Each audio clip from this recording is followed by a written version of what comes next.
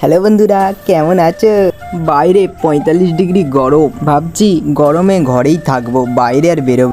এটা শোনার পর লে মায়ের অবস্থা।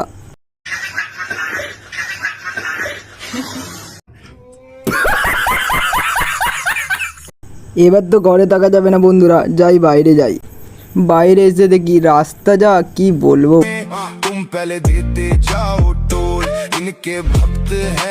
রাস্তায় ডুবে ডুবে কাদা মেখে মেখে আমার একটাই কথা মনে পড়ে। তার এই অবস্থা, মাদারিরা করে না কোনো ব্যবস্থা। রাস্তার জন্য দিয়েছিল অনেক টাকা, টাকাগুলা নিজের গেঁড়ে ভরে নিচ্ছে কিছু কাকা।